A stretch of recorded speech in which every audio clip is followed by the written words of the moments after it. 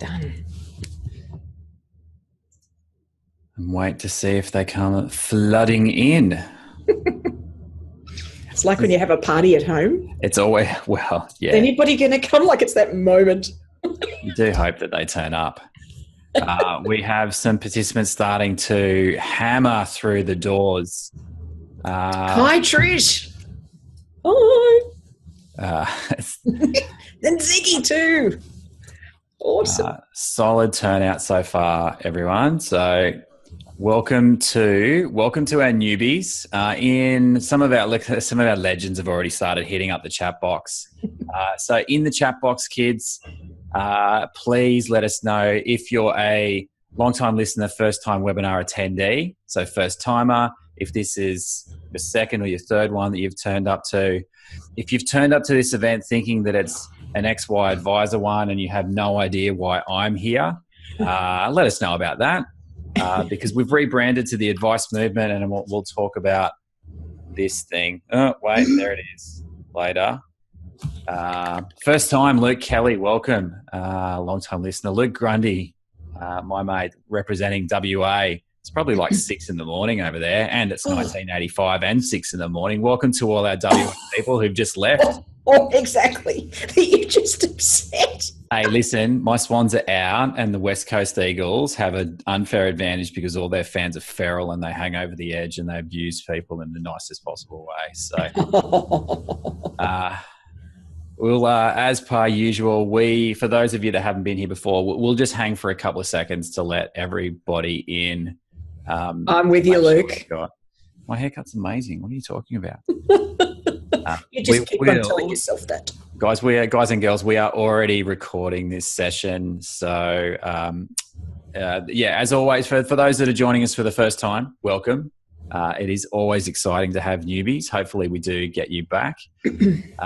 These sessions are recorded and we'll chuck it up on we'll chuck it up in the YouTube channel. So while I'm waiting for the last couple of minutes, and just to give the stragglers just another couple of minutes, we need to change our YouTube channel extension because it's appalling. It's like the XZY ... and no one knows what it is.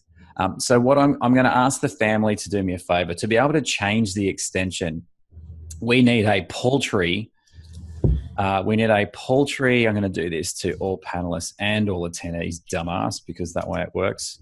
We need a paltry 100 subscribers to our YouTube channel. At the moment, we have a massive 24. That is correct, 24. I need 76 more subscribers so that I can change the URL. So please be my number one fan, our number one fan. Go and hang out with Peter's video. We've got Stu Bell's videos on there from last time. Tomo's video where he literally just hung shit on me the entire time is up there. There will be a lot more stuff. Grant Miller, just create an alias, register 17 other times under other alternate names and email addresses, and let's just get this thing to 100. I'm figuring YouTube's smart enough to be up for that stuff. I can trick technology, Peter. I know you think you're the technology queen, but I'm cunning with these things. So without further ado, I am going to kick the doors wide open. We have a very respectable 64 participants, hopefully hanging with us for the entire session. We've got a couple of Q&As, so I will, just for those of you that haven't used these things before, and if you're a first-time Zoomer, welcome to the 21st century, which I only joined 4 weeks ago when we ditched GoToMeeting. And shut up, Peter. Shut up. I don't want to hear your retrospective. Wow, Crawford, the irony. We are using Zoom. It's got some great little functionality. The one we're going to, if you've got individual questions, hit us up in the Q&A. Our preference is to use the chat box though, because that way everybody gets to see it. We're going to kick off with some polls. We're going to put up some special mates rates discounts for Peter's amazing online course that she's creating for us in the advice movement. But if you do need to bail at any stage, don't stress. The recording will be up on the YouTube channel, and we'll send you a link out to that to watch that forever, for as long as space and time continue. And on that note of space and time, it's time to introduce the real star of today's webinar, the amazing, super powerful finance nerd cool chick, Peita Diamantides, who is going to take over from me and run the rest of the day. So I'm going to be keyboard bitch today. I'm going to do all of the answering stuff. The show's all about Peita. So I'm going to hand it over to her, and I'll chime in with bits and pieces. But have fun, kids. Thank you. It's lovely to be here. Now, first off, it's super okay to call me Peita D. You don't need to be able to say my last name. So feel free. Getting the first name right is enough of a challenge. And what we're going to do is we're going to kick off with a poll. I really want to get a sense of who you are, and where you guys sit. So Steve is going to kick that up. As we go through the session, you're going to have questions and things. Pop them up in the chat. What I'm going to do is rely on Steve to sort of nudge me. So I won't watch the chat so much. I'll get Steve to interrupt me with questions. But, of course, also I'm going to hang around at the end. So if you have more questions, you can do that. So if you can step through those questions for the poll, giving us a sense of, where do you sit in a practice? You might not be in an advice practice at all. That's cool too. And then, how do you feel about technology? Some people are analog warriors, right? They really wish we could revert to paper only. But some of you might be as far as people like me who figure we're really just Tony Stark and, we're taking over the world. So give us a bit of a feel of that. And finally, I really want to get a feel for what the biggest blockages are for you. I've selected a few there just to get a sense. They're the things that come up a lot for me when I'm chatting to people. So if you can put those answers in, and then we might take a quick look at them once you've all had a chance. So we're hammering through so far, Peita. Cool. We've got 20. So crew, we get a really good answer rate on this, and those of you that have been into one of these before, everybody's got to answer. There's no passengers on the advice movement bus. We are all driving this bloody thing, which means you need to be clicking and giving us answers, because it's going to get really awkward if we don't get to at least 70% of the questions answered, and Peita and I just staring at you, staring at the screen, waiting for this. We would never do that. But look, it's helpful. And what I actually do is I tilt the content a little based on the answers. So it's important I get a really good sense of who you are. Peita's she's so much more polite than what I am. We're at 70% though. So just quickly, we've got 50 of 70 answered. So 20 of you there'll be a few that might be driving and can't. Yeah, and that's cool. Do that stuff. That's cool. We're up to 75% of the vote, and it's still coming in. So we'll give it another 15 seconds, and then we'll shut this bad boy down and give you guys the answers to the question. And the key, if we're going to talk about this sort of stuff, this is a change process. Thanks, Shane, for the comment on the background. We're talking about a change process, then being honest about where we sit, about, are we any good at tech? Are we not? How do we feel about it? It irritates us is really important. So now that's interesting. That's probably in our life, Pete. Yeah, so that's a higher proportion of solopreneurs than I would have said. So that's awesome. What we're going to cover will rock your world, folks. And then a couple of bigger practices, and even a handful of people that aren't in advice practices. Yay to you. We don't have any analog warriors. I'd like everybody to give themselves a pat on the back. I went to a session the other day when I'm convinced one of the gentlemen had never used email. So yay to the team. Most of you sit in the I sort of put my toe in the water sort of category, or that you're happy to test things as they come across your radar. So that's great. And in terms of the barriers, that's exactly where I'd expect it to hit. We're either we simply don't have enough time. Are you kidding, Peita? How could I ever apply some time to this? Or there's just so many options. I don't know where to start. So that's no surprises there at all, folks. That's exactly what I would expect. Thank you so much for completing that. Let's get moving on talking through the art of automation.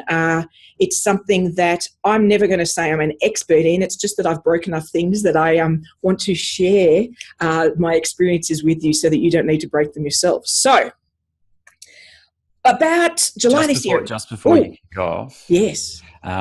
Now, those of you that have been on the webinars before know at the end that this is all leading up to the part of a bigger movement and bringing 21st century advice to more advisors and highlighting and showcasing. Turn my video back on. Highlighting and showcasing the best of the best.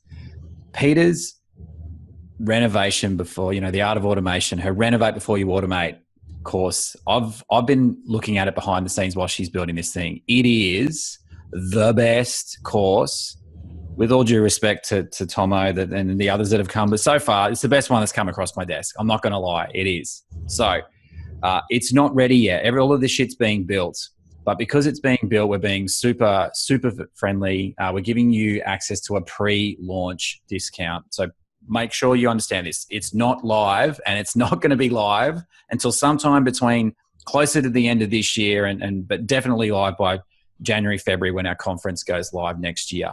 So right now what I'm doing is I'm putting a discount code in the chat box.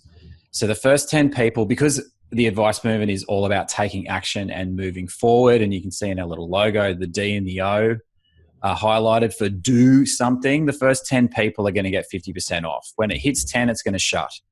So that is all you're going to hear from me at this stage. But I just wanted to give some of you bold that don't even know what it's going to be in there, but you know Peter's building it, so let's be honest, it's going to be friggin' brilliant.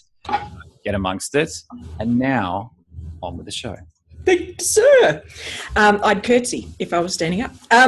So the art of automation. So in July, I was lucky enough to go to a invitation-only dinner at Red Lantern in Sydney. For those of you that don't know, Red Lantern is a Vietnamese restaurant in Sydney. If you're a MasterChef fan, it's the one that's was started by Luke Nguyen, who's been on MasterChef, and it was started with him and his sister Pauline and her partner.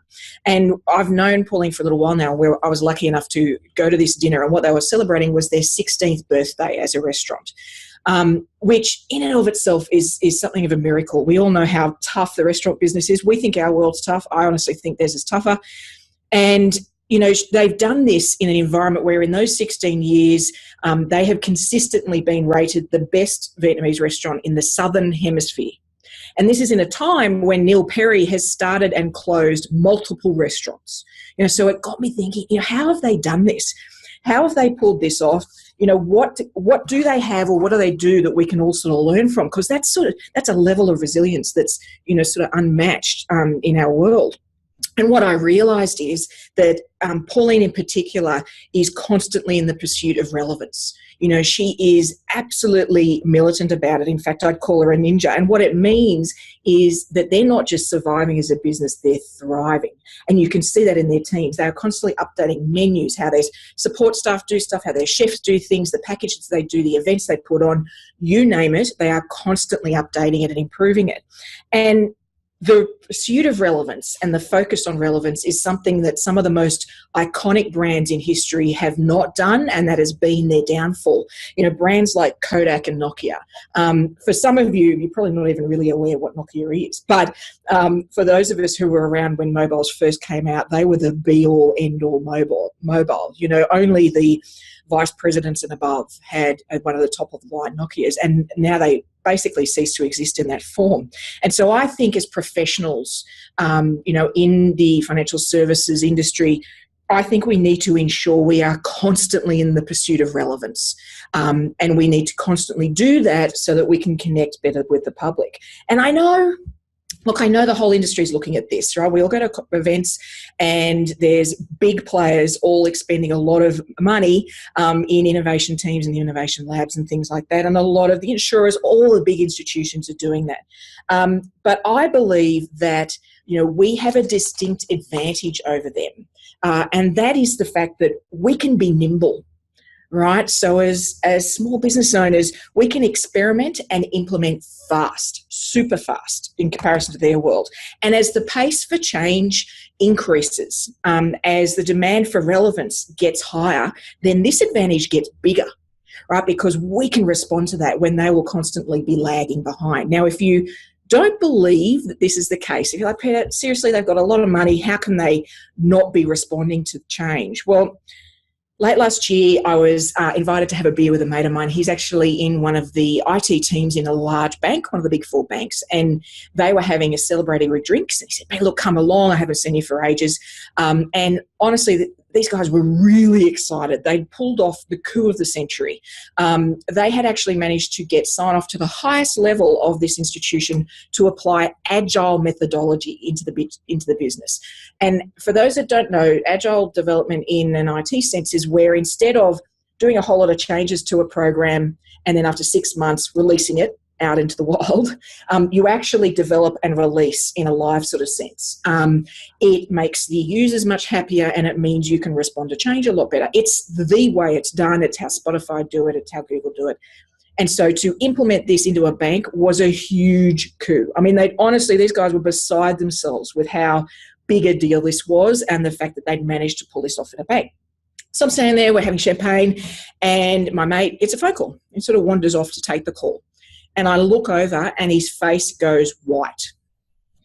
I'm thinking, he looked that distressed that I sort of walked over thinking that something serious had happened to somebody in his life or something really concerning. And he hung up the phone. I'm like, what's going on? What's wrong? And he said, look, that was a call from the training and development team. They're really excited. They've heard that we've got sign off. They want to roll this out to the entire IT development team in the bank. And they wanted to lock in the time so that we can get moving. They recognise this is a big deal. And they just shared with me that the parcel of time that they can train is well beyond 6 months from now. Not so agile, as it turns out.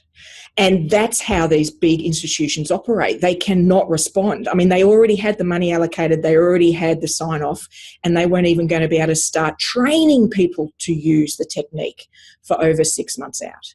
So we've got to double down on this advantage we have. We've got to take advantage of the fact we're nimble and really utilise it. So to then work out how we evolve, how we respond to this need for relevance, I think we probably need to get to understand ourselves a bit better. Like I got you to share before, where are we at? Where is our business approach at right now? And where can we go to from here? So for most of the financial services, we sit in a reactive industry. Right? So a reactive industry, when a client needs a service, they ask for it and we respond. It's what most industries sit at, right? To use an analogy outside of financial services, you're driving your car, you hit a pothole, you mess up the wheel, something awful, you pull over, you get out of your car, you call the NRMA, and they respond and send somebody out. That's a reactive style service, and that's quite normal, right? It's the regular type service. These type of service is all about hindsight. So we look back at how we did things, look at the screw-ups, figure we should improve a couple of things so we don't screw up again, and that's how the business evolves over time. It's all about obvious mistakes and small changes. However, the next stage, and this is where, to be honest, most of the business world sits in a reactive type of environment. The next stage is to become proactive. Now, a proactive business or a proactive industry monitors and measures to constantly improve its response rate, right? So it's constantly improving its reaction time to what the client needs. Now, in the case of driving along, and I apologise, I used NRMA, that means, RACV or any of the equivalents. We're driving along, we hit a pothole, we mess up the wheel, we're about to turn and there's a GPS or a monitoring facility within the car that's already notified the NRMA that there's something serious wrong with the car. It's in a catastrophic category. So as we're pulling over, they've already notified the truck and we stop the car and get out and the guy's already pulled up. We didn't even need to call. Yeah, that's what a proactive service does. Now, when you're in proactive world, you're all about insight, data, analytics, and truly understanding the details of how you do things. So you dig into how you currently do it and you improve it. Yeah? So that's how a proactive business sort of works. Now, the ultimate target, though, is a predictive business. And this is really unusual. Most businesses don't get to this point, but it's where the magic really happens. And this is where we gain such a deep understanding of what our consumers want that we actually can predict what they want before they even know they want it, right? So in the case of driving along, I'm about to turn into the street that has the pothole and there's a little warning that occurs on my dashboard that says, look, there's a pothole 100 metres down the road, you're going to want to avoid it. And in parallel to that, the NRMA are negotiating with the council to get the pothole fixed, right? So it's getting ahead of what the consumer needs And it happens by truly understanding them, not understanding our own process as a starting point, but understanding them and their needs. So that's about foresight, not insight, right? Which is a slight difference, but can make all the difference in terms of being able to predict what they need. Now, the aim is to move through these stages as a business.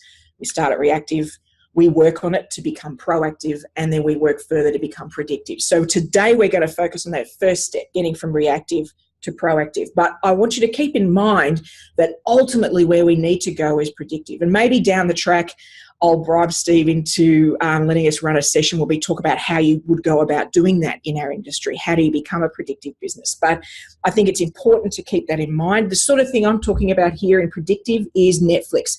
None of us knew we needed to binge watch 7 series of a show on a Sunday, right? But they provided it to us and we have lapped it up. So, predictive is where the game is at. So now, if we're going to take that transition, if we're going to evolve our businesses from reactive to proactive, then, we're going to need to be in a constant state of improvement. We don't have a choice. That's what we're going to need to focus on. And the question I get asked a lot when we're talking about that is, well, surely that just means that we just start automating stuff. We just put in tech. Isn't that the solution? Isn't that what you're talking about, Peter? Inside, it's all about tech. It's all about making things faster.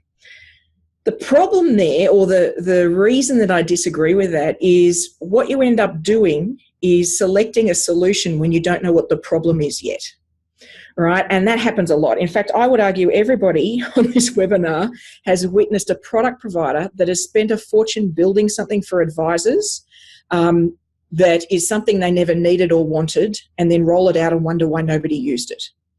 That is really, really common. And so that's the danger of innovation, is we dive into the solution before we know what the problem is. So the important lesson here is to start with discovery. It's to start with drawing out the problems, and then we can get to the solutions. And I promise we will. I promise we'll spend some time on what automation might look like. But that's why we need to focus on the step before automation, before innovation, before technology, and that's renovation. That's constant improvement.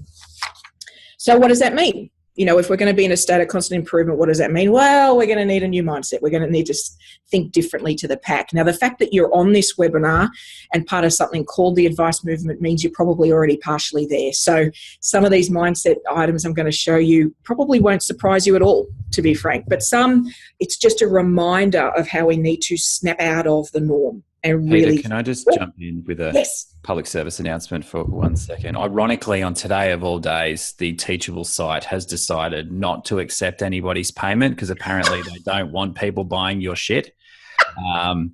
Or the clicking's been so furious that we've crashed the site. So what I'm going to do, rather than keep saying still not working, still not working, still not working, anyone that emails me, so steve@theadvicemovement.com, I'll send you a unique link and you'll get your 50% discount code, because we want to be spending more time watching Peter than trying to click refresh on the bloody Teachable site. So I'll shut it. I'll shut the codes down for now, but they'll stay active, so it might work. But for now, for the rest of the show, just watch Peter, and we'll revisit at the end and see how we're traveling. You got to love technology, right? Alrighty. So new mindset. And like I say, some of these things will be where you're at already. Some of these are a reminder, right? And we really need to shift the way we think if we're going to shift the way that our businesses operate. Now, the first mindset issue here is going to seem blindingly obvious, but we need to keep top of mind that it is not about us, it is about them. And the them I'm talking about are the public. I know that we would all say that we're all about our clients, and I would agree with that. But I think when we start to look at our businesses and the way we do things, often that moment is forgotten and we start to look inward. And actually you can tell that by, if you look at a large industry event. So one of the large industry conferences, it could be of any type. And if you try and look for the word public or consumer in the list of events or topics, then it is very rare. And what happens is we're just so used to looking inward. Part of that is a defense mechanism because we might feel under attack. But we honestly need to make sure this is kept top of mind. It is not about us. Yeah, and so that as we're doing our renovation, as we then do our automation, it has to be about the outcome for them. Now, what that means is that we're all about what's effective, not what's efficient. Now, I know that's probably a surprise, right? Because surely, Peter, when you're talking about automation, it's all about efficiency. Look, efficiency has delivered some of the worst customer experiences of all time. And everybody here will have experienced one. Let me give you an example that I had just recently. I was ringing up Qantas to change a booking. When you ring them up, you've got to enter your frequent flyer code. Then you press the 12 different menu options and you wait for a human being. You get a human being who is very friendly, I might add. And what do you think the first thing is that they ask you when you get to the human being? What's your frequent flyer code? Now, there's a reason for that they would consider a good one. What they're doing is using your frequent flyer code to identify the status you have with them, to then identify how they prioritize the calls and who they go to and what team. So they would consider that system very efficient. The problem they've had is they haven't connected that to the call people and their system, so they don't know who they're talking to. So while it may seem efficient from their perspective, it's not effective from mine because it just pisses me off, to be frank, and I get frustrated. And there's a lot of experiences we all will have had that are that way. They may be efficient from the business's perspective, but they're not effective. And the bottom line is that an efficient process focuses on the business first, an effective process focuses on the customer first. Right, and so this is merely an extension of what we were saying before, but is really fundamental. Now, the next mindset topic is one that I have learnt the hard way.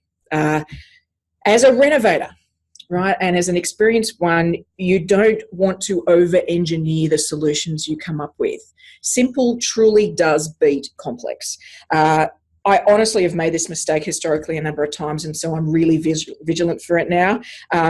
It doesn't matter how cutting edge or awesome a widget is, if it applies to a task and it makes it harder, or it doesn't make it easier and it just adds complexity, or it just adds cost and doesn't have any outcome, it's not necessary, and so in fact, we've recently had a situation where we have gone analog rather than digital for a solution. So we had a particular task that we knew we could have a piece of tech work on, but when we looked at the solution, the cost and the complexity of it, it was going to have a much more effective outcome if we outsourced it overnight overseas. So, it really is important to focus on the simple. And the point is, you don't want to build a space shuttle when all you needed was a bike. Yeah? And please hold on to this because I guarantee you're all going to start chasing a couple of space shuttles when you get into the tech world. Next up is really about focus. So what we're talking about here is change to our businesses and evolving them. And if we're going to get progress in that, if we're truly going to make great inroads, then we have to apply focus. Now, that's not that easy because our business environment is not designed for focus anymore. Open plan offices, mobiles, open door policies, we've all got those, and it means it's very hard to focus. But if we truly want to be effective, then that's what we need to do. We need to be able to apply time with attention and energy and thought and intent to what we're trying to do. And so there are some behavioural changes we're all going to have to apply to be able to do this well. Some of the most successful entrepreneurs have learned to focus on focus, for want of a better expression, because they recognise living in distraction is not how any genius gets done. And the last sort of mindset thing that I want to highlight, and I see this mistake a lot, I have to say, when I go out to practices, is we need to only automate the awesome. Don't automate the awful, right? If you've got a crappy process that either is a bad experience for your team or the public or your clients, then don't just automate that, because all you're doing is adding some juice to something that should actually be shut down. So, as a rule of thumb, focus on automating what's awesome, not on automating what's awful. And what that means actually is that we need to take the time to improve the underlying service and process before we even shove in the technology. Yeah. So you've got to take the time to do that. And that's what renovation is all about. It's turning it into awesome, before we then apply the technology and automate it. But it's really important because there's a lot of examples out in the big bad world where big businesses have automated awful and none of us like it. They spend a lot of money and that ends up being a bad news story. So if we've got our renovator mindset right, then there's the skills we need to build. So there's a number of these. It is a process and it is a process of change. So what I've done is I've actually laid out for you a little renovator apprenticeship, right? So we're going to talk through the things you need to learn over time. Like any apprenticeship, you don't just download it all and get started. This is a process that we work through that I've designed based on my experience and based on the sort of things that you answered in that poll. Lots of us experience a similar. So we're going to run through each one is the most important. That is by changing our day-to-day behaviours. Right? Changing the way we do things. And there's a number of examples I'm going to run you through that you can do this. What we're talking about here is actually becoming aware of our own personal effectiveness. And interestingly, as you go through this process, you'll start to see how your experience of doing this individually can then be rolled out to the team, right? So we're sort of using ourselves as guinea pigs here so that then we can roll out and improve, the effectiveness of the whole business. So what's the first threat to effectiveness for us and everybody on this webinar? The single greatest threat to effectiveness is email. Honestly, it's evil. It's possibly one of the worst things designed aside from open plan offices. I put it right up there with it. Email is the enemy of focus.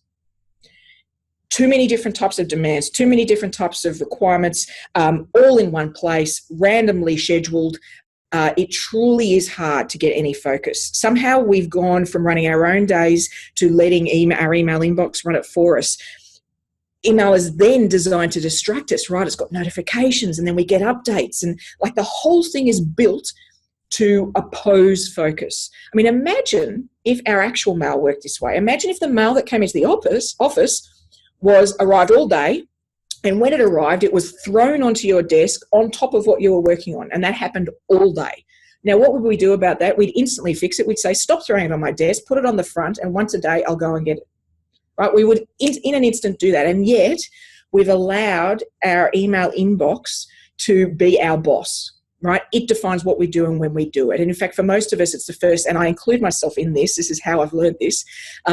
It's the first thing we look at when we get to the office, right? We open our email inbox. And that's how we action things. And we even go back to it all day, right? It sort of sits open on our machine. Now, if you continue to allow this to happen, I'm going to suggest that you're probably never going to get out of a reactive mindset because what you're doing is reacting to what hits your inbox. It is simply not designed to let you focus. And let you be effective. And it gets even worse when you add, if you're part of a slightly bigger team, which I know we've got some here, when you add CCing emails to that. What a gem CCing is. Now, I understand why. We want to either keep the team updated on something or keep our boss updated, right? I get it. The thing is, you sent an email to an individual for a reason. That individual probably needed to read it. When you CC 5 other people, all you're doing is forcing 5 other people to read something that they probably didn't need to read, right? And so you're multiplying by 5 the amount of time spent on that particular item right in the moment that you email it. So CCing really is a massive problem and it sucks up a lot of time in a business accidentally. It's not intentional, but it's accidental. So I want to free you from email, right? And if you get nothing out of today, implementing these will change your world. You'll probably unlock at least an hour, if not 2 a day with this. I promise. It's amazing. So email freedom. First thing, we need to turn off all notifications on your desktop, on your mobile, all email notifications off. Somebody gets a bit tense, I can feel it. Oh, okay, what's next? So then what we need to do is turn auto sweep on. What I mean is there's some emails you get that the minute you see them, you're just going to look at later or read. So set that up as an automatic filter so that it doesn't even hit your inbox and then get zapped into a folder that you read later, right? Set up a whole lot of those. The next thing you need to do is unsubscribe militantly. I don't mean unsubscribe to the stuff you hate, which you should do definitely. I mean really unsubscribe to nearly everything. right? It needs to have a very good reason for you to keep it. I say that because most of us look through our inbox and delete things en masse every day. If you are just doing that, then you may as well unsubscribe. And then if you need the information, you know where to go to find it, right? So I'd encourage you to unsubscribe. Then what we do is we set, and for people who haven't done this before, I'd suggest 2 times a day, about 10:30 a.m. and about 3 p.m., where you allocate a half hour each time, and those are the only times a day that you go to your email inbox. Yeah, only times. When you go to your email inbox, then one of 2 things will happen. Either you can immediately action the email. Awesome, get it done, it's gone in 5 minutes. Or secondly, it's something that's going to take some more work or something you need to do later, and you'll add it to a to-do list. That's all you're doing in that half an hour. You're not actually embarking on a long process. You're just filtering what you've got and tidying it up. You know, people who are really doing this well have an empty inbox most of the day, right? Because they clean it out in the morning, they clean it out in the afternoon, right? So it's certainly not a storage facility, which is what a lot of people use it for. Finally, I just avoid CCing. Now, a lot of people, they need to be able to update their teams or people around them, regularly, and I get that, but find other ways. Either do a report, have regular meetings, meet face-to-face, heavens to Murgatroyd, or on a Zoom, or have a document where you update how things are proceeding, and then people can go and look at that in their own time. Stop throwing something down on their desk, which is what you're doing when you're CCing on an email. Now, if you want to go ninja on this, then you could set up for, say, a trial for a month. No internal emails. Not allowed. Don't do it. And people will find other ways to communicate. They'll stop the CCing.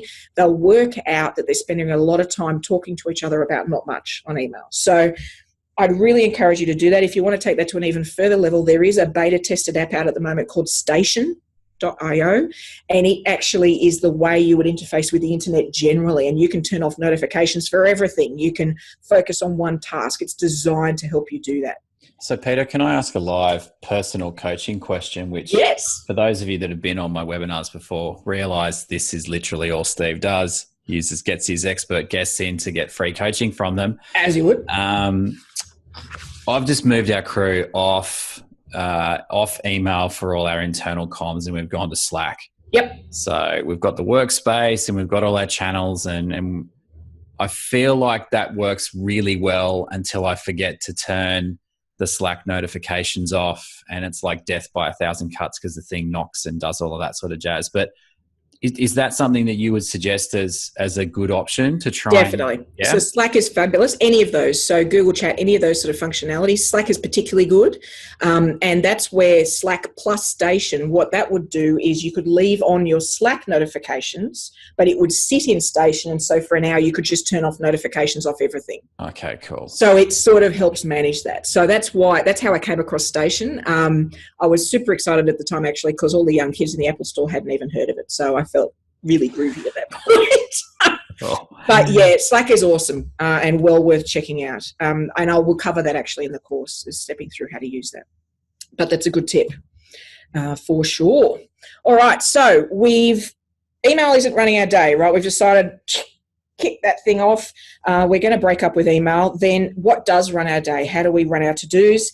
How do we know what we want to do when? So you need some sort of tool to help you do that. So for your client tasks, I am hoping you are running those out of whatever your core advice system is, or whatever tool you use. What I'm talking about here is anything else, right? Anything else you're working on, anything that's part of the business but isn't attached to a specific and single client. Now, one of the tools that people use when they're beginning down this path, well, for starters, some of them just use, a piece of paper. That's fine, but if you've ever done that, you're probably copying your to-dos from one page to the next and rewriting them. Not effective. So Trello is one that you could all consider. This is free.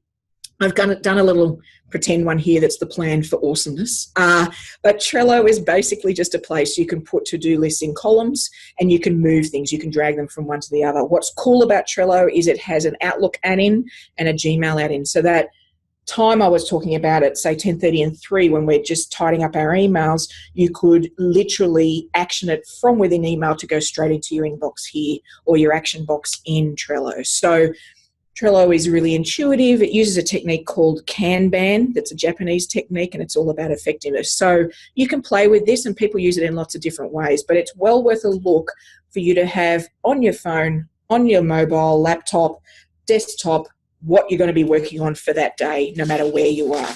And I really encourage you to check it out. So if we've gained more focus about what we're doing, right, we've got our to-do list, we've broken up with email, then what we need to then do is plan to delegate.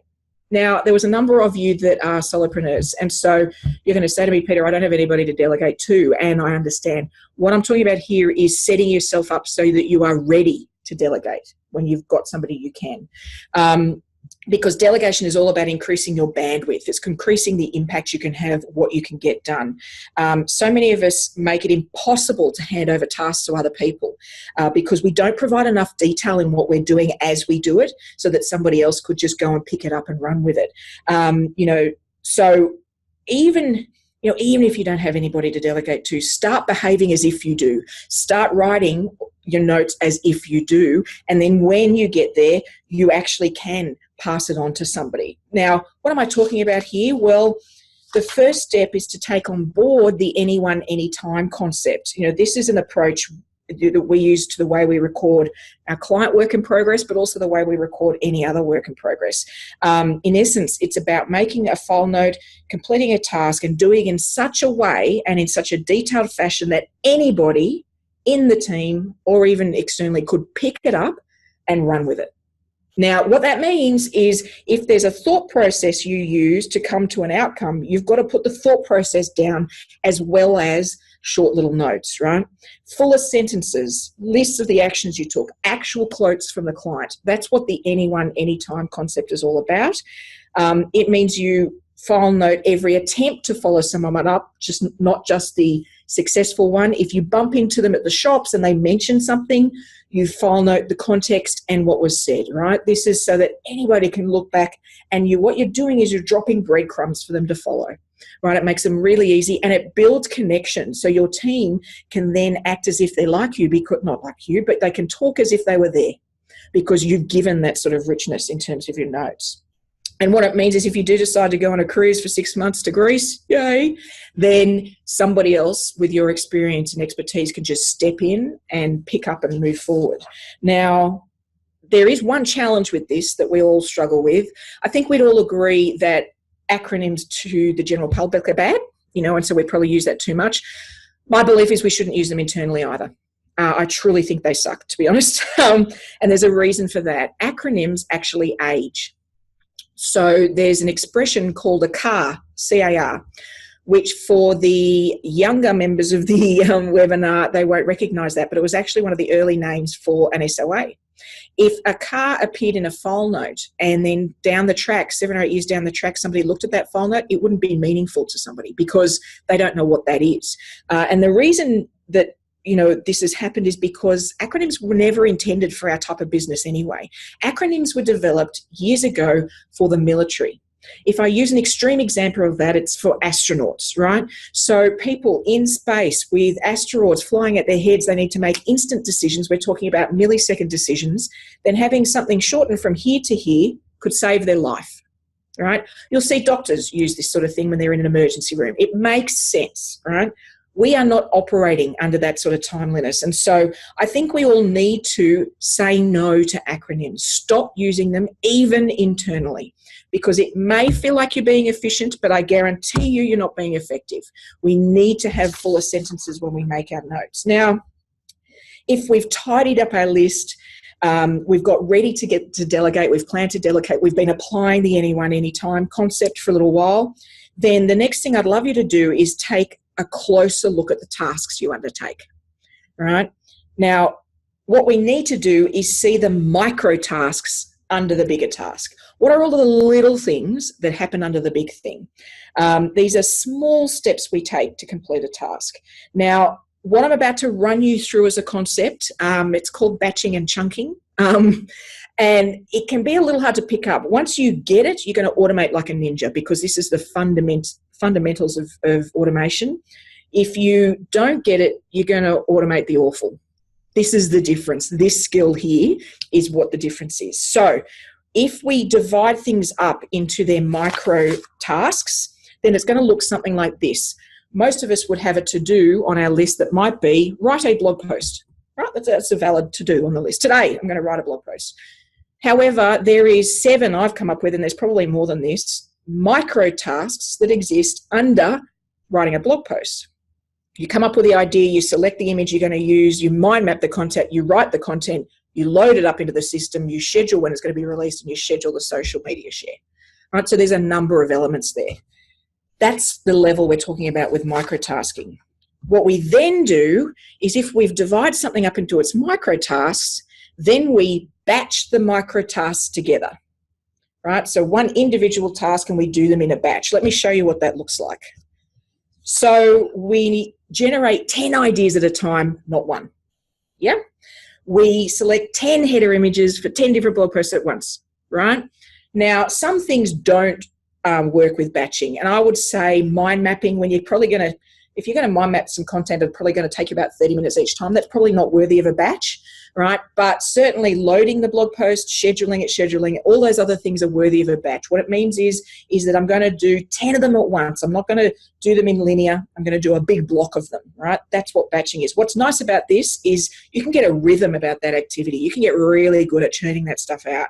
You're going to start to notice things that could be automated when you do this. So when you break it down into the micro tasks, you're going to see a little micro task, go, ooh, that's something we could automate, or that's something I could outsource. You're also going to notice some things that you just shouldn't be doing. When you've got to do 10 of them, you realize this is really not adding any value, and you're going to get rid of it. And you're also going to stop repeating things unnecessarily. So if you batch stuff, you'll see, I'm doing that for that client, then I'm doing it again for that client. You know, what? So you're going to start to see the unnecessary repetition. Then, if we're batching, and so let's just use the generating ideas micro task here, then when we batch, and we've got one like that, what we're going to do is we're going to chunk it. What I mean is we're going to apply a chunk of time in our diary to specifically do a batch of that micro task. Now, what that might look like is once a quarter, I allocate some time to generate 10 ideas. Then I allocate some time to come up with the 10 header images, whereas I might put half an hour once a week to do the mind mapping, right?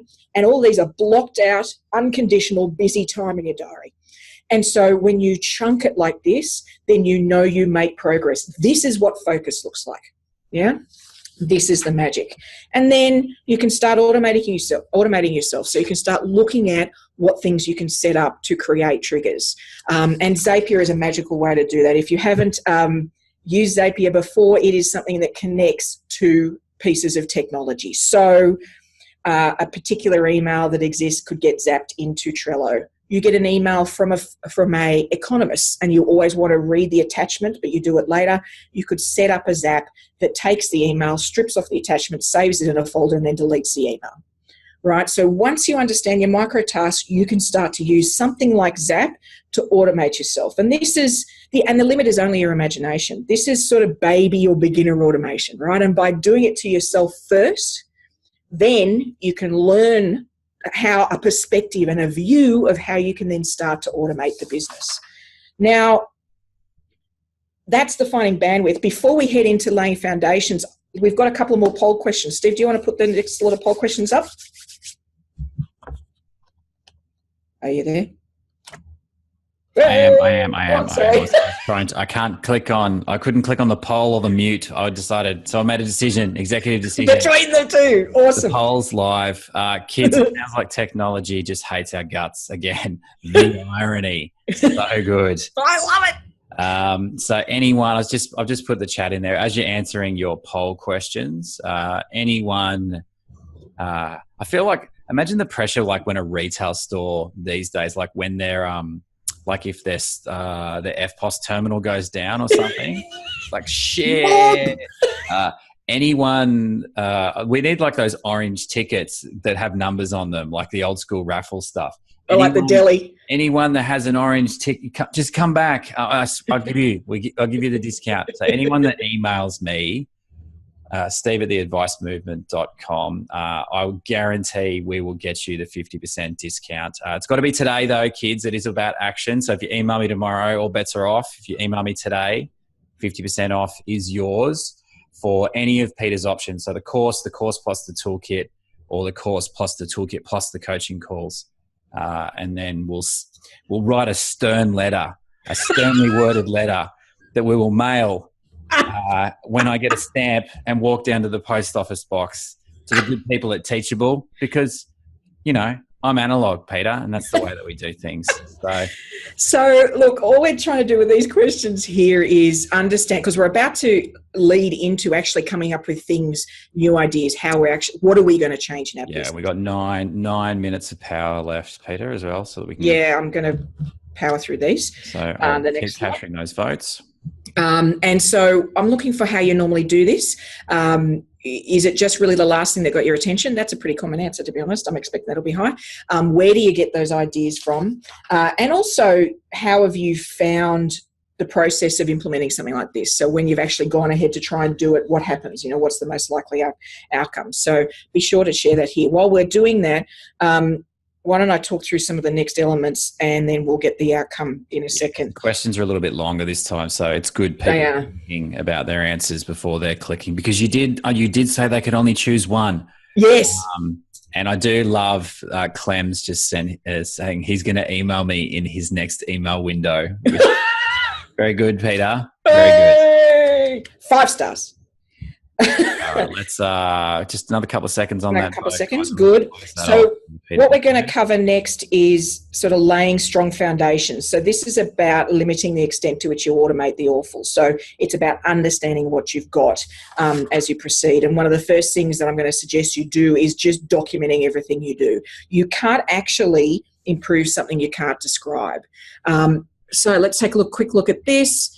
The last one I came across is I'd expect that to be pretty common. I have to say I'm super impressed that about a third of you actually put aside regular time. Kudos, folks, because that is not the normal.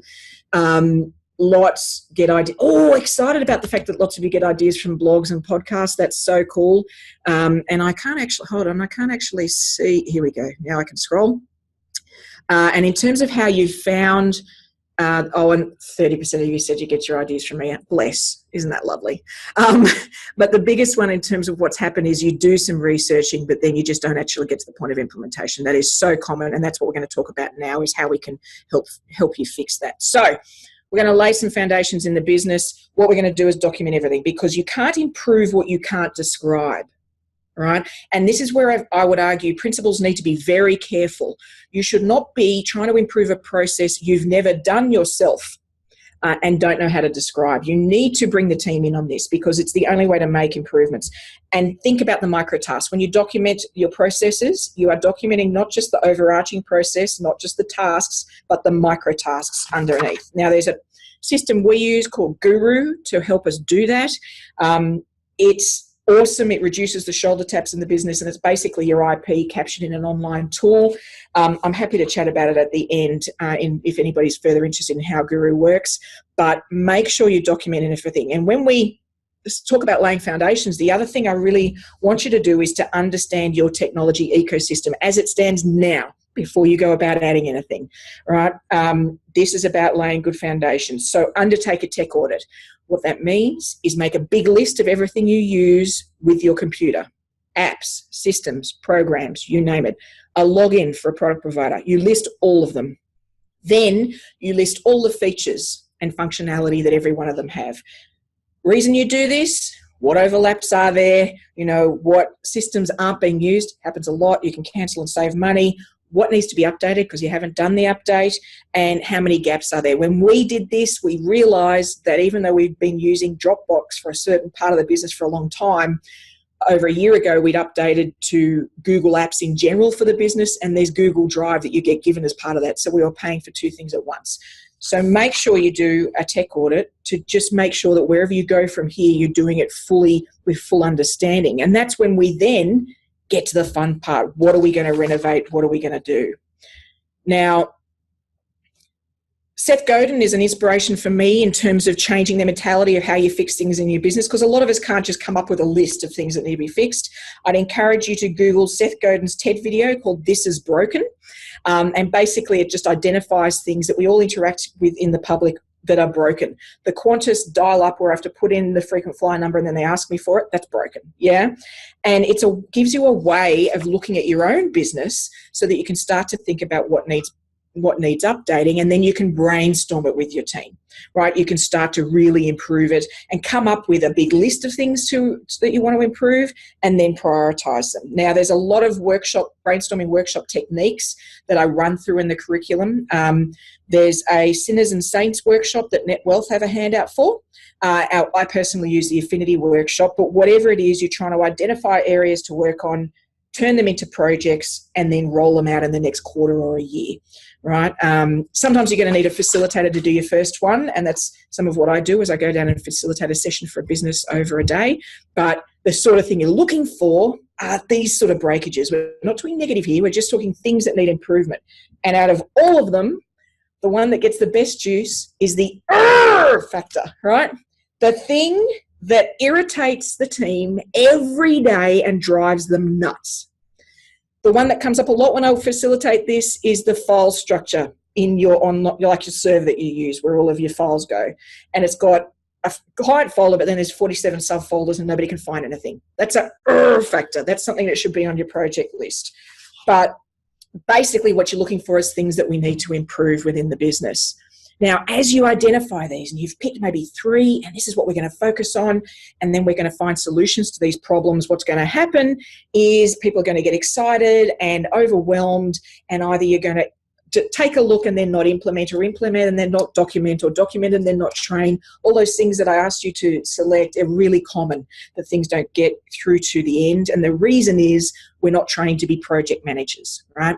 And this is about project management, resourcing and completion, and working something through to completion. So what I'd encourage you to do is to think about a project management app. We use Rike, but there's lots of them. And basically it's just a way of getting you through your projects and getting them done.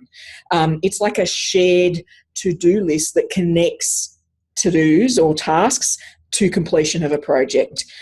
Basically, we have 2 core systems in our business, a CRM and our project management app. Now, let's say you've got your projects, you're using something to track those, and you want to work out, well, what's the solution? I found this problem in the business. How do I find a solution? Then I want to step through my take on automation. Now, for lots of people, automation is just about technology. For me, it's more than that, right? It's a way of approaching improvement that steps through. Now, you don't have to actually go through each of these steps in order, but it is a way to make sure you get incremental value. You know, reducing your repetition for the person that currently does the task. That's a lot about batching and chunking, like we talked about before. It's reducing double handling. Transferring the step to a junior in the team. One of those micro steps gets done by a junior, no matter how small it is. Then potentially that micro step later could be transferred externally to a VA, whether locally or outsourced. Finally, you could consider an app. Now, when you're looking at apps, I'm not just talking about off the shelf. You could utilize somebody like YTML, they're consultants that will take a spreadsheet, an Excel spreadsheet that you view as quite complex that you use to solve a problem, and they will turn it into an online tool that your team can access anywhere. So there's lots of ways to do this.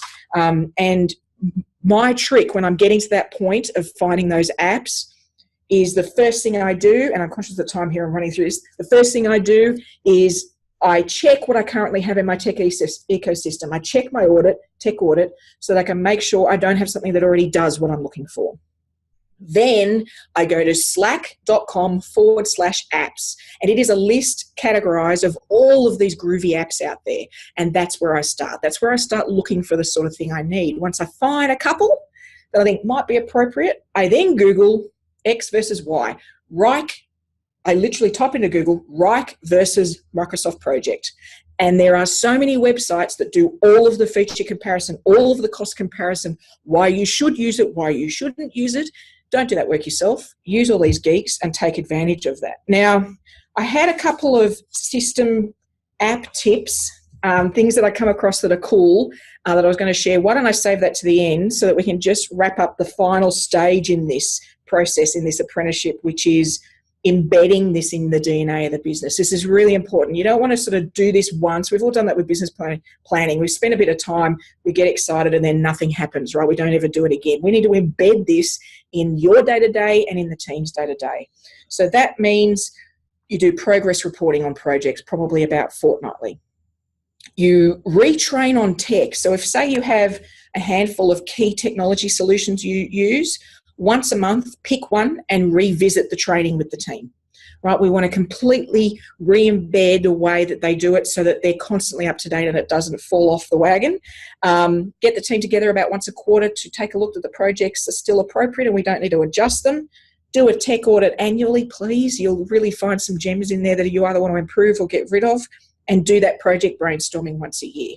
That will make a massive difference. And I apologise that was all so quick, but to me as a renovator, if you can get to the point where you're literally scheduling your renovation activity and your team know it's part of what you do, you will find where you end up in 12 to 24 months will be unrecognisable as a business. So that was the core part of what I wanted to cover. Steve, next I just wanted to quickly run through the curriculum really. So in terms of the course we've got coming up, the Renovation Before Automation course, you can see there that it falls into those categories I was just talking about, right? It's the finding your bandwidth, and we've got a whole lot of elements we can do there, laying those foundations. You'll see a few there that we didn't cover off. How to renovate. I'd go into great detail of how to run brainstorming workshops, what you do before, middle, after, how to implement, how to find and then select solutions, how to get approval from your dealer group, how to train the team, all that sort of element. And then embedding. But the part that is, I think, what a lot of people will also find really value is these app deep dives. So what I do is pick some key categories of apps, so those main building blocks. I describe the sort of features you're going to want for those types of apps, and then I take a look at the top performers and talk about where they're good, bad, or indifferent, so that it almost gives you a place to start as you start truly automating after you come up with these renovation projects. And then I got a couple of little bonus content elements that are things that come up a lot when I'm doing this coaching, to teams. And I know they're probably going to come up from you. So I'm going to just add a few things in there that are like the folder structure, that are the sort of thing that you're going to come across. To be honest, what I would say is I'm developing a lot of templates to add to this. That's one of the upgrades on the course, is you can get the toolkit that includes the template so you don't have to start from scratch. So have a think about that. It'll save you a bit of time. And the other thing is the coaching.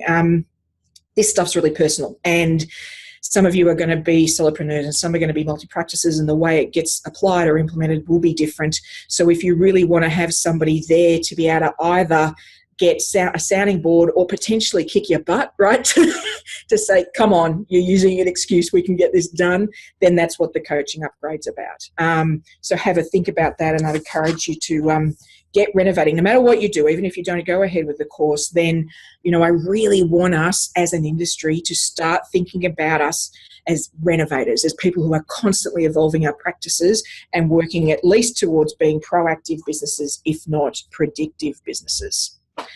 That's me. So cool. How did I go? 5 minutes over, sorry. No, that's fine. Look, and a lot of that will be due to my technology issues with the good people at Teachable. Those of you that want to hang, we can do Q&A for a couple of minutes before everybody bails. Obviously, massive thank you, virtual claps and hugs to Peita. How good is that? I don't know if you guys feel like I do. I look at that and go, yes, all of this is possible. And then I look at it and go, yes, all of this has to be done. And you have to drop it. I fucking hate doing this process stuff. Like, you got to do it. Thank God there's Peitas in the world that you can literally just bring in and go, just do things. So that's awesome. If you want to see Peita in action, come and hang with her and 6 or 7 other coaches just like Peita that are going to be joining myself at a conference, the Advice Movement first annual, hopefully it's annual. If no one turns up, it'll be the one-time only conference called Less Talk, More Action, which we're having in Melbourne in February next year. Now, we're creating a door list for people that want to get on the initial registration, because those that register first are going to be able to get access to the cast party and some other cool shit that we're going to make available. So keep an eye out for your email, the one that you haven't unsubscribed to. For that one. And that's going to be hitting your inboxes, and we're hoping to open registration in the next couple of days. But it's basically Peter doing automation and renovation and process stuff. Tomo's going to be doing videos and I'm pretty sure it's just videos, and teaching you how to do that. We've got Stu Bell, who was on a month back doing client experience. I'm doing one on how to create an online course, and plenty more, including our next month's webinar with the always delightful and energetic Sammy Robbo and Josh Wingrove from Pursue Wealth, that are going to be talking about marketing like a boss. Online domination equals lead generation. So keep an eye out for your link to be able to register for that webinar. These guys destroy, they get all their new business through Facebook, Insta, Google, websites, LinkedIn, SEO. So keep an eye out for that. Now we're going to go to Q&A. The always inquisitive Phil Thompson asks, would you recommend a separate app solely for implementing new projects in the business, i.e. don't mix day-to-day tasks, task management with project management apps? What's your view on that, Peter? Yeah, so certainly, first of all, I would separate client tasks from non-client tasks. That's the way we do it. So that's a line for us, is we have a single source of truth that is everything to do with the client activity. That's one window open. And then basically I'd say for the other, most of what all of us are working on aside from that in our team now, because we've evolved to this point, are projects, right? So either we're working on client activity, client work, or projects. And so while some of you might start with something like Trello that's just for you for a to-do list, our team use Rike, that's a project management, as their to-do for non-clients. So it sort of lets them do both. So it blends the two tasks. So that's probably how I'd approach it. If you're starting from scratch, don't dive straight into a project management tool and you've got a small team, particularly in Trello. You could even just set up some columns per project, and that could be a great way just to start initially. It's a bit like going from a scooter to a Formula One car, right? You've got to learn to drive first. So start with something simple and free, I might add, which Trello is. And then what you'll find is over time, as you're interacting with more team members, you'll probably grow out of Trello. And that's when you go to a project management app. So Andrew's got, we'll go to Andrew's question because he's got technology buyer's remorse. So Slack, Trello, Rike, Zapier. When I find a new and exciting app, there's almost always another one I hear about that does the same thing. How do you stay comfortable with your choice and work with it, and for how long? Yeah, so a couple of things there. First of all, the establishing the problem you're solving first helps with that. So lots of people go, woo, app, shiny, woohoo, and we just dive into the app. Whereas what we haven't established is actually the problem we're trying to solve. When you do that, and then you find an app that solves it, you're not going to give a rat's ass if there's a better one, right? Because you've already made progress. So that's the first step, is really making sure you know what the actual problem is that you're solving. Secondly, as part of your tech audit, as you get better and better at it, you can add another layer that I didn't talk about, which is assessing some of those apps against the market. So saying, all right, we've been using this for 12, maybe 24 months. Is there anything that does it either a bit better, a bit cheaper, a bit more interactive, right? So you definitely don't want to turn them around more often than yearly. To be honest, you'd want to give them longer than that because it needs to become part of your teams every day. So I understand the temptation, but I would encourage you to give it at least a year, if not longer, so that you can actually embed it and get the value out of it. Because what happens if you don't do that, you're just touching the top. It's very superficial. You're not utilizing it to its full extent. Now we've got another couple of questions, crew. If you want to hang, Peter and I, just think of this like a old school presentation. The presentation's finished and we're going to hang around answering questions all day. There is no afternoon tea break or lunch break, so we're just going to hang here. No scones? What? There will be scones, maybe of some description at Let's Talk More Action 19, which is happening in February next year, as well as, and we're going to get to Ziggy's question and Clem's question in a question, but helping Peter out. And doing a different session, we're having a net wealth Brains Trust versus Midwinter Brains Trust live tech stack battle on stage, where we're going to set them both a challenge of building a tech stack for different budgets, maybe like a startup budget, a growing budget, and then a bigger practice budget. And each of them, Julian Plummer from Midwinter and Matt Heiner from NetWealth, have to pre-prepare a tech stack, tear each other's tech stack to shreds, and then the audience is going to vote on which one. Julian Plummer has already decided that he's dressing up like Rocky from, I'm not sure which Rocky movie, hopefully one of the earlier ones. Important decision. So hopefully they'll be able to give everybody a few more ideas. Awesome. So another reason to come and hang out with us. Ziggy's question is, does the Renovate Before You Automate course assume you've got nothing in place? What if you're like him and you're a little bit further down the path and you're using Asana and stuff like that? What level have you pitched the course at, Peter? Yeah, so I would argue that it is sort of earlier for people earlier in the stage. However, when I do the coaching and I've come across a business that's further along, to be honest, all of the steps I take them through prior to the automate thing at the end, they need to do, because a lot of them will have rolled out some stuff successfully. They're not doing it in a concise way. They're not identifying their projects well. They don't necessarily roll them out well or embed them in their DNA. So I would argue that, Ziggy, you probably are, I would expect you're probably a little further ahead, but potentially people in that environment too could use the course as a way to get other member of the team further ahead. One of the challenges we have as entrepreneurs is sometimes we're the only ones leading the charge, and it gets freaking exhausting. I don't know about you, but it gets tough. This could be a great way to get another member of the team further along on that journey so that somebody else can be the general for a while in terms of coming up with the new ideas and implementing them. So that would be my response on that. I hope that's helpful, Zig. Another last question we've got from Clem, unless anybody else has any more. Do you strongly recommend a single source of truth to be your FP software versus a best of breed CRM, etc., particularly if you offer different industries like mortgage broking as well? So I know we've just gone to Salesforce because we made a decision that, as much as we love Midwinter and Advice OS, because we have multifacets in our practice, being broking, planning, and then obviously the coaching side of it, I'm working with advisors.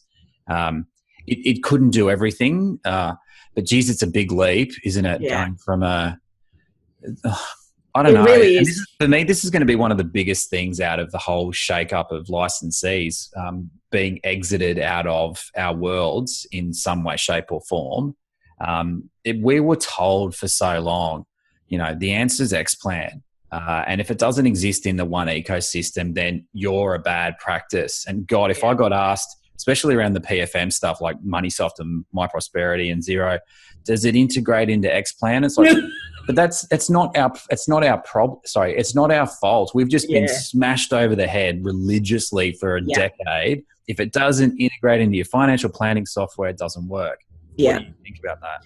Yeah, I think, and your answer sort of highlights, we ourselves don't have our single source of truth as a financial planning software. And the reason was we identified that when I assessed the business and the volume of activity, more was happening in terms of interaction with clients, marketing interaction, building communities, all the sort of things that you do in an all-in-one CRM, like you're talking about Salesforce, we're using Fusionsoft. It's also very similar. So we found the proportion of activity for the whole team, there was more of it that happened in that world. And so that was our single source of truth. And then we utilise the technical aspects of Midwinter as our FP software. But that depends on your business. Your business might be one where 80% of your activity is literally the single action of giving advice, and you live in that financial planning and your whole team live in that financial planning software all the time, in which case I would argue that probably should be your single source of truth.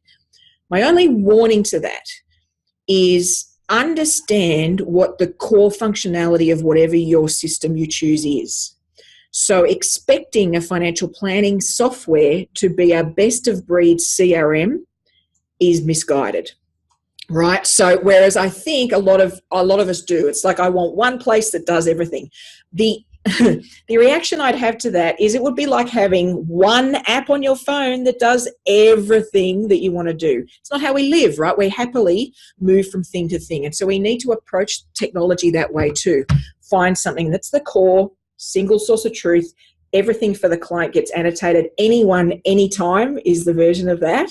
But understand where the most of the volume of activity happens in your business. Now, that can be tough because a lot of us are driven by advising decisions. What I mean by that is the advisors in the practice make a lot of or influence a lot of the decisions. You're probably going to have to break that model depending on how big the practice is, because potentially when you dig into your processes, when you do that documentation, you might suddenly work out that most of the volume is elsewhere. Right. So, and that sounds like a call that you've made, Steve, where you've realised, well, hold on, when I look at all of our activity, we're living somewhere else, really. Yeah, and it's also called hiring someone that has a passion for process and automation, and I can now give all of this stuff to him, because when it sat with me, it just... Yeah.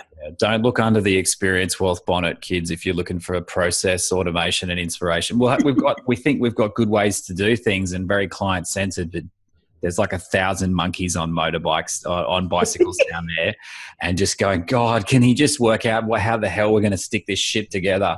I have Zapier though, and I got a 3-zap process. Yeah. Going to 4 zaps scares me because I don't know what to do. But thank you to the 43 people that are still here, to the 74, 75 people that joined us. On behalf of Peita and myself from the Advice Movement, thanks so much for hanging with us. Today's been an awesome session. So everyone, again, virtual rounds of applause and physical round of applause to Peita. Apologies again for the technology stuff, but hey, you know how the world works. Sometimes shit works, sometimes it doesn't. Flick me an email. We'll give you that 50% discount. If anyone has paid for just the bog standard course and they want to upgrade, I'll hook you up with the 50% discount on that as well. Love to see as many of you as we can at the conference. Love to see you at the webinar next week. Love to see you in the Facey group.